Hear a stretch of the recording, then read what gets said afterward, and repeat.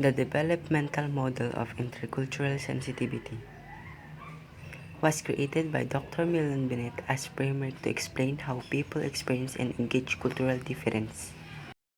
There are 6 stages in DMIS: the denial, defense, minimization, acceptance, adaptation, and integration.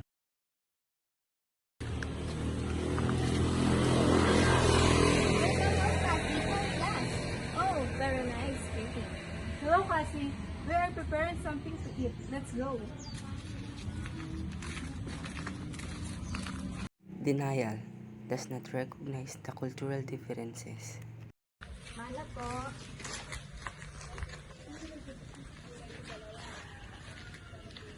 Come here, Kaz. Roll over your auntie and uncle first.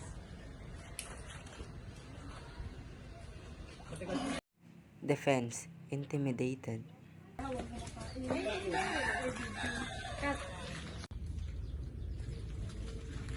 Why do you eat using your bare hands? In our country, we're not using a bare hands. Minimization, the universality of ideas. It's customary. Wear it with our bare hands. Try it. Acceptance begins to appreciate. Yeah, try it like this.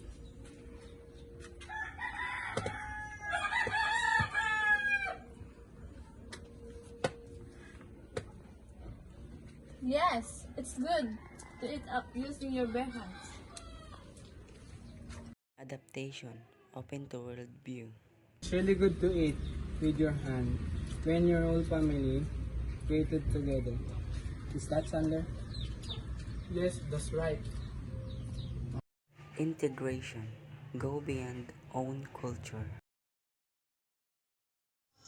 I realized that it's nice to live here in the Philippines, especially when our family is complete.